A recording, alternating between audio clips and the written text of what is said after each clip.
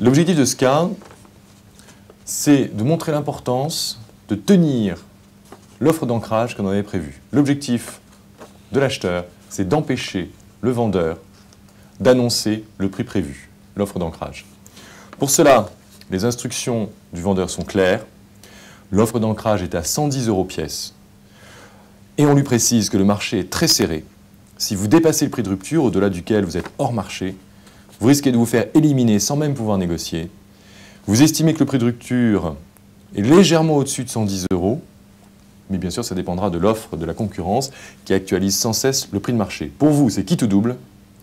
L'entretien sera très rapide. Et on précise à l'acheteur qu'il doit dire impérativement la phrase « Excusez-moi, je viens de recevoir vos concurrents, ils viennent de s'éliminer d'office, ils ont proposé un prix unitaire à 105 €, c'est hors marché. Tant pis pour eux, je les exclus de la liste de nos fournisseurs, je prends un instant pour rédiger le motif de l'exclusion. Voilà, je vous écoute, quelle est votre offre ?»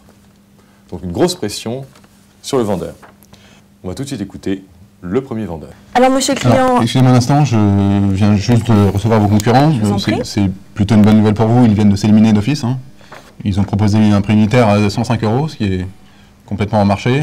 Tant pis pour eux, je les exclus de la liste de nos fournisseurs. Je prends juste un instant pour rédiger le motif d'exclusion.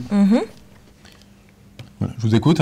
Quelle est votre offre? Pour que l'on soit parfaitement d'accord, nous sommes partis pour l'établissement de la proposition sur un nombre de 10 000 exemplaires donc, de nos BR50 à livrer donc, pour cette première année, avec un potentiel de 5 000 exemplaires complémentaires sur l'année suivante, s'il s'avérait que comme l'année précédente, donc, nos BR50 vous apportaient toute la qualité que vous aviez demandé. Ce que nous espérons.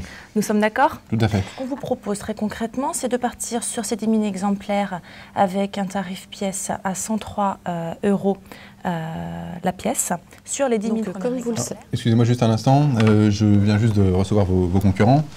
C'est une bonne nouvelle pour vous, ils viennent de s'éliminer d'office, puisqu'ils ont proposé un prix unitaire de 105 €. Ce qui est complètement en marché, hein, donc tant pis pour eux, je les exclus de la liste de nos fournisseurs. Je prends juste un instant pour rédiger le motif d'exclusion. Très bien. Voilà, je vous écoute. Alors, quelle est votre offre? Alors, nous, notre offre, je vous ai apporté une copie, comme ça nous pourrons la commenter tous les deux. Alors, comme vous le voyez de prime abord, surtout on est au-dessus des 105 €, mais ce n'est pas là l'important. Si.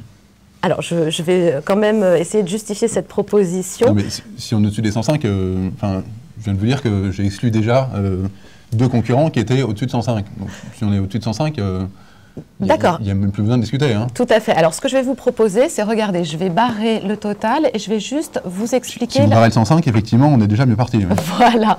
C'est juste, effectivement, ce qu'on appelle une proposition classique, une proposition de base. Et je vous supprime tout de suite le total pour qu'on se mette bien d'accord déjà sur l'offre. On est bien d'accord qu'on parle de BR50 pour un volume de 100 000 sur un délai assez court. Oui. Voilà. Merci. Donc, on ne parle pas des prix, on est bien d'accord sur ces éléments-là.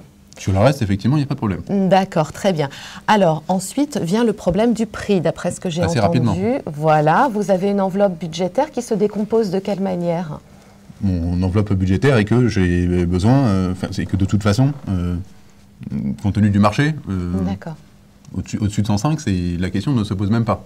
Hein, vous avez des concurrences et vous avez un produit qui est relativement comparable. Donc il y a un prix de marché. Et de toute façon, je ne souhaite pas surpayer ce produit, puisque je dois moi-même ensuite le vendre. Bien sûr. Une fois intégré dans mon produit. Et si j'ai besoin d'être aligné par rapport à mes concurrents. Et notre mission, c'est même de faire mieux que les concurrents. Et donc, je dois être obligé d'acheter dans le marché, sinon c'est même plus la peine, je peux tout de suite rentrer chez moi et regarder la télé. D'accord. Mis à part ce coût unitaire que j'ai bien entendu que vous devez obtenir à moins de 105 €, est-ce que vous avez des exigences ou des obligations en termes de paiement, par exemple? Les délais de paiement, je les inclus assez mathématiquement dans le prix. Hein. Il y a un taux d'intérêt qui est ce qu'il est. Si on double le délai de paiement, on double les intérêts. Si on le réduit de moitié, c'est pareil. Hein, mathématiquement, je les inclus assez facilement dans le prix. Est-ce qu'un paiement à 30 jours net vous satisferait? Si on part à 30 jours au lieu de 60%, j'applique un taux de d'escompte mathématiquement de 1,05%. Donc si on peut partir d'un prix bas 60 jours, et oui. Ensuite en retirant 1,05%, je peux tout à fait partir à un paiement à 30 jours, voire un paiement comptant si on retire un autre 1,05%. J'ai absolument aucun problème de ce côté-là. D'accord, donc moi j'étais partie sur un prix unitaire de 110 €, sur lequel je n'incluais pas les remises de fin d'année. Donc si déjà à ce prix nous retirons les remises de fin d'année, nous sommes à un prix ramené à l'unité à 108 €. Voilà. Ce qui ne nous avance pas tellement. Ce qui ne nous avance pas tellement dans votre problématique. En revanche, si on pourrait voir en interne la possibilité d'avoir un règlement plus rapide sur lequel vous ne comptez pas vos... De toute façon, 105 €, je l'inclus sur un règlement standard, c'est-à-dire 60 jours. Hein. Je pense que le mieux, c'est qu'on parte sur un prix à 60 jours. Et après, une fois qu'on aura négocié ce prix, on pourra toujours réduire les conditions de paiement en impactant le prix de 1,05% pour 3 mois, comme je vous l'ai expliqué tout à l'heure. D'accord, mais alors si on imagine la proposition en global, puisque vous savez que nous, on est une entreprise quand même à taille humaine, on a également nos propres frais de fonctionnement, et moi, ma facilité va être plus sur la date de règlement que sur le prix global. Mais puisque vous incluez le prix global, je pense que je peux vous formuler mes calculs de manière différente pour qu'ainsi le prix global à l'unité soit à 104 €. Si on part sur 104 € bas 60 jours, j'y vois aucun problème.